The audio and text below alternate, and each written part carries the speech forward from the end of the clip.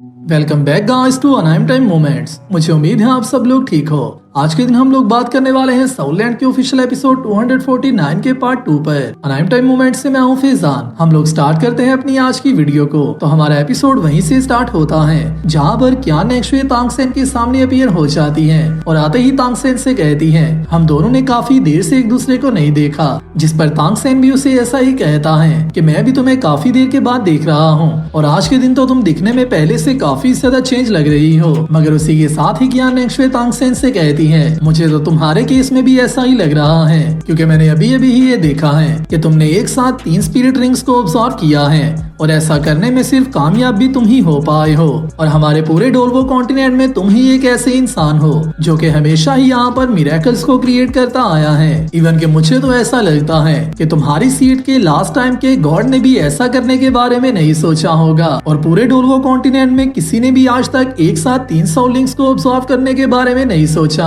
और ना ही इवन किसी गॉड के पास भी ऐसा एक्सपीरियंस मौजूद है जो कि तुमने अभी अभी किया है। और तुम्हारी ये सब बातें ही मुझे काफी ज्यादा हैरान करती हैं। मगर इन सब बातों को छोड़कर तांगसेन क्यान एक्शुए से कहता है तुम्हें मेरे यहाँ पर होने का पता कैसे चला है, जिस पर क्यान एक्शुए तांगसेन को कहती है क्या तुम्हें ऐसा लगता है कि तुम्हारे वेयर अबाउट्स का पता लगाना कभी भी मेरे लिए मुश्किल था? तुम हमेशा ही मेरी अटेंशन के अंदर रहे हो और मैंने हमेशा ही तुम पर नजर रखी है। जो सुनते ही तांगसेन अपने माइंड में सोचने लगता है क्यान एक्शुए ने मेरे वेयर अबाउट्स के बारे में पता लगा लिया है। इवन कि मुझे इस बात के बारे में जरा भी सेंस नहीं हुआ और ना ही मुझे इस बात के बारे में पता था कि क्यान एक्शुए यहाँ पर मौजूद थी, जिसकी यहाँ पर 2 पॉसिबिलिटीज हो सकती हैं, जिसमें से एक तो ये है कि क्यान एक्शुए ने अपनी स्पिरिट बॉन्ड टेक्निक को यूज किया है, जिसके बारे में मुझे पता चला था कि वुहान हाल के पास टोटल 6 स्पिरिट बॉन्ड्स मौजूद हैं, जो कि 1000 ईयर्स से इनके क्लैन के लोग एक दूसरे को पास डाउन करते जा रहे हैं। और जब के वक्त क्यान एक्शुए शुई शिनची का रोल प्ले कर रही थी, जो कि शुई बांग के बड़े ब्रदर का रोल था, तो तब के वक्त ही क्यान एक्शुए ने उनमें से एक बॉन्ड को तो यूज कर लिया हुआ था, जिसका मतलब ये है कि ये टेक्निक क्यान एक्शुए की बाकी की 5 स्पिरिट बॉन्ड्स की किसी भी एक स्पिरिट बॉन्ड में से हो सकती है। और इसमें से दूसरी पॉसिबिलिटी ये हो सकती है कि क्यान एक्शुए भी मेरी तरह है और क्यान एक्शुए ने भी गॉड बनने के पैथ को चूज कर लिया हुआ है। और जैसा कि हम सबको पता है सी गॉड आइलैंड पर टाइडल वेव्स का एग्जाम देते हुए तांगसेन की पावर उस लेवल तक पहुंच गई थी जहां पर बोसाइशी ने तांगसेन को ये बताया था कि तांगसेन की सर्चिंग एबिलिटीज काफी ज्यादा अमेजिंग लेवल तक जा चुकी हैं और तांगसेन बहुत ही ज्यादा वाइड एरिया में इस तरह से सर्च कर सकता है जैसे कि तांगसेन की रियल बॉडी वहां पर मौजूद है। और जबकि क्यान एक्शुए ने एंजल गॉड के एग्जाम्स को कंप्लीट कर लिया होता है तो डेफिनेटली क्यान एक्शुए भी ऐसे लेवल पर जा चुकी होगी जहां पर क्यान एक्शुए बहुत ही आसानी से कहीं पर भी तांगसेन को ढूंढ सकती है। और ऐसा हमने लास्ट के कुछ एपिसोड्स में देख रखा है, जबकि क्यान एक्शुए बिबिदोंग और तांगसेन के वेयर अबाउट्स का पता लगा रही थी, तो तब के वक्त क्यान एक्शुए ने सिर्फ अपनी सर्चिंग एबिलिटीज का यूज करते हुए इवन के बिबिदोंग पूरे वुहान एम्पायर, जियालिंग गेट और टियानडुओ एम्पायर की सारी आर्मी को भी सर्च किया था और क्यान एक्शुए ने अपनी आईज से उस सब सीन को देखा था, जिसका मतलब ये है कि क्यान एक्शुए के पास भी अभी के लिए तांगसेन के साथ मिलती जुलती टेक्निक मौजूद है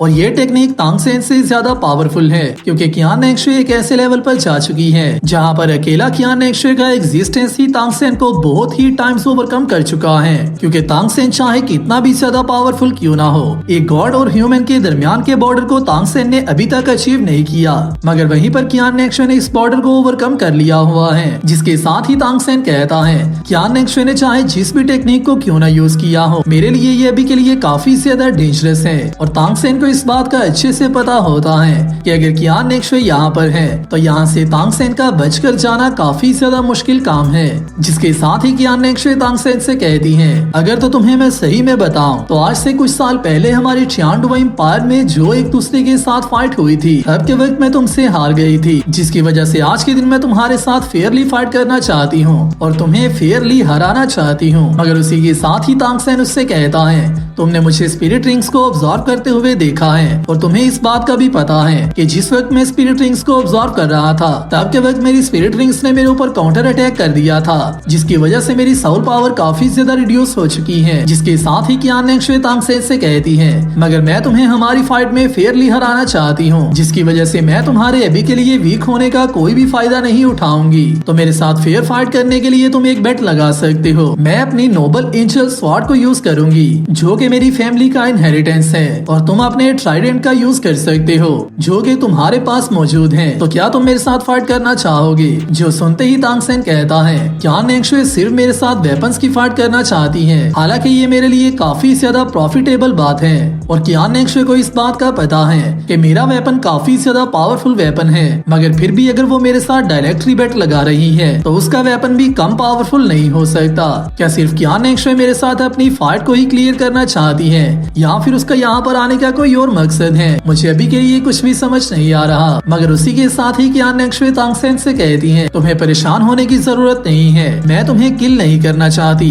क्योंकि अगर मैं ऐसा चाहती तो अभी तक तुम यहाँ पर मौजूद ना होते और मैंने तुम्हें पहले ही किल कर दिया होता। जो सुनते ही तांगसेन भी इस बात पर एग्री होता है कि अगर तो कियान नेक्शवे उसे किल करना चाहती तो ये करना कियान नेक्शवे के लिए काफी ज्यादा इजी था, क्योंकि तांगसेन यहाँ पर काफी देर से मौजूद अपनी साउल लिंक्स को ऑब्जर्व कर रहा था, और तब के वक्त भी कियान नेक्शवे तांगसेन पर सरप्राइज अटैक कर उसे किल कर सकती थी। मगर उसी के साथ ही तांगसेन कहता है, मुझे ऐसा लगता है आज के दिन चाहे जो भी हो जाए मुझे कियान नेक्शवे के साथ फाइट करना होगी। जिसके साथ ही तांगसेन उसके साथ फाइट करने के लिए एग्री हो जाता है, और उसी के साथ ही कहता है, आज के दिन हम दोनों अपने हाथों में मौजूद अपने वेपन्स का यूज करते हुए फाइट करेंगे। और उसी के साथ ही कियान नेक्शवे तांगसेन से कहती है, जिसके हाथ से सबसे पहले उसका वेपन गिर जाएगा वो इस फाइट को हार जाएगा। जिस पर ये दोनों दोबारा से एग्री हो जाते हैं, और इसी के साथ ही अपने वेपन्स में अपना ऑरा पुट करने लगते हैं। मगर वहीं पर इन दोनों के वेपन्स काफी ज्यादा स्ट्रेंजली एक्ट कर रहे होते हैं। जिसके साथ ही सबसे पहले तो तांगसेन कहता है, मेरे सी गॉड के ट्राइडेंट पर मौजूद सी गॉड का ऑरा कियान नेक्शवे के वेपन के साथ काफी ज्यादा स्ट्रेंजली रिएक्ट कर रहा है। आखिरकार ये ऐसा क्यों हो रहा है? जिसके साथ ही कियान नेक्शवे कहती है, एंजल गॉड आपकी पावर इतनी ज्यादा रिएक्ट क्यों कर रही है? जिसके साथ ही हम एक सीन में देखते हैं, तांगसेन और कियान नेक्शवे के पीछे सी गॉड और एंजल गॉड दोनों ही एक दूसरे के सामने मौजूद होते हैं। जिसके साथ ही कियान नेक्शवे इस बैटल को स्टार्ट कर देती है और तांगसेन पर अटैक करने के लिए आगे बढ़ने लगती है। और वहीं पर तांगसेन अपने वेपन का यूज करते हुए कियान नेक्शवे के अटैक्स को होल्ड करने लगता है, और उसी के साथ ही कहता है, मेरे सी गॉड ट्राइडेंट का वेट 108,000 जीन्स है, जो कि किसी भी वेपन का सामना करने के लिए बहुत है।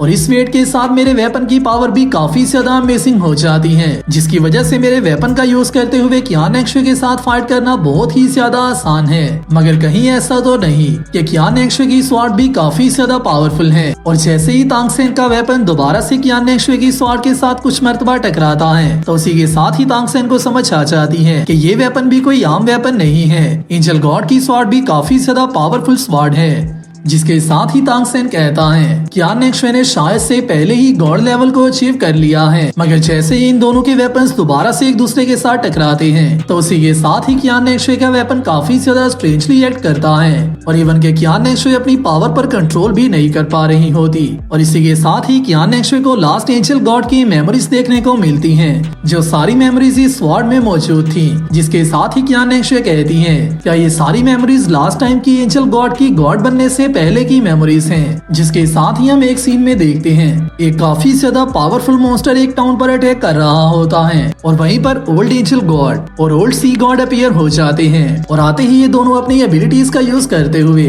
बहुत ही आसानी से इस मॉन्स्टर को डिस्ट्रॉय कर देते हैं। और जैसे ही इस मॉन्स्टर को क्रश करते हैं, तो उसी के साथ ही कियान नेक्शवे इस सीन को देखते ही कहती है, एंजल गॉड के साथ मौजूद ये इंसान, क्या ये सी गॉड है? जिसके साथ ही हम देखते हैं सी गॉड के सीन को, जहाँ पर जैसे ही सी गॉड इस मॉन्स्टर को डिस्ट्रॉय करते हैं, तो उसी के साथ ही यहाँ पर मौजूद उसकी तबाही को खत्म करने के लिए सी गॉड अपनी पावर का यूज करते हुए यहाँ पर रेन स्टार्ट करते हैं, जिसकी वजह से यहाँ पर डिस्ट्रक्शन ज्यादा होने से बच जाती हैं, और ये टाउन अपने सर्वाइवल के रास्ते पर चलना स्टार्ट हो जाता है। जिसके साथ ही एंजल गॉड सी गॉड से कहती है, अभी तक के लिए हम दोनों ऑलरेडी साउल लैंड के सबसे ज्यादा strongest great Saul land masters हैं, मगर फिर भी हम लोग इतने ज्यादा पावरफुल होने के बाद भी इस वर्ल्ड में से सारी सफरिंग्स को खत्म नहीं कर पाए। अभी भी काफी ज्यादा लोग मुश्किलों में हैं, और हमारे स्पिरिट मास्टर वर्ल्ड की सारी पावर ही काफी ज्यादा वीक ही रहती जा रही है। जिस पर सी गॉड उससे कहते हैं तुम अभी भी हमेशा की तरह ही रिएक्ट कर रही हो, तुम्हें ज्यादा परेशान होने की जरूरत नहीं है और तुम्हें इस बात को भी मानना होगा कि ये वर्ल्ड काफी ज्यादा बड़ा है जिसे कि शायद से तुम कंट्रोल नहीं कर सकती और ये हमारी पावर से काफी ज्यादा वेस्ट है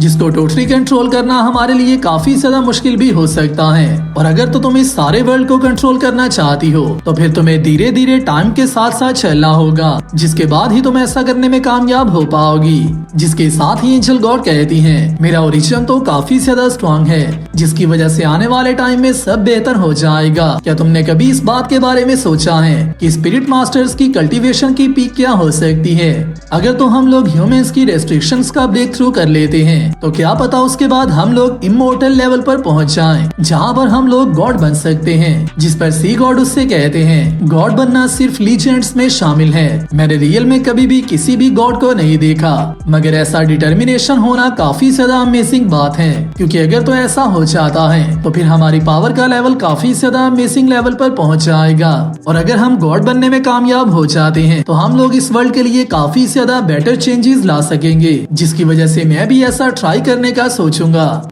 मगर जैसे ही सी गॉड ये कहते हैं तो पता नहीं एंजल गॉड को क्या हो जाता है, जिसके साथ ही एंजल गॉड सी गॉड से कहती हैं मगर मैं तुम्हारे से कभी भी नहीं हारूंगी और मैं तुम्हें ये हमेशा ही प्रूव करूंगी कि मैं वो ऐसी इंसान हूँ जो कि इस वर्ल्ड को चेंज करने की पावर रखती है। जिसके साथ ही इन दोनों के दरमियान वर्ल्ड को चेंज करने का कंपटीशन स्टार्ट होता है और शायद से ये फाइट तब की चलती चलती अभी तक इनके इनहेरिटर्स के पास भी आ जाती है, जहाँ पर सी गॉड और एंजल गॉड की फाइट को अंजाम देने के लिए अभी के लिए तांगसेन और कियान एक्सो एक दूसरे के साथ फाइट कर रहे होते हैं। जिसके साथ ही हमारा एपिसोड यहाँ पर फाइनली कंप्लीट होता है। वीडियो कंप्लीट करने से पहले मैं आप सबको बताता चलूं, बैटल थ्रू द हेवंस के लास्ट के सारे एपिसोड्स को री अपलोड करने के बाद मैं उसके आने वाले एपिसोड्स को वापस एक्सप्लेन करूंगा और वहीं पर बैटल थ्रू द हेवंस की सारी वीडियोस को री अपलोड करने के बाद मैं साउलैंड और स्वैरोड स्टार की भी सारी वीडियोस को री अपलोड करने की कोशिश करूंगा। और जिन लोगों ने अभी तक चैनल को सब्सक्राइब नहीं किया वो लोग लाजमी से चैनल को सब्सक्राइब कर लो। मैं मिलता हूँ आप सबसे नेक्स्ट वीडियो में, तब तक अपना और अपने प्यारों का ख्याल रखियो।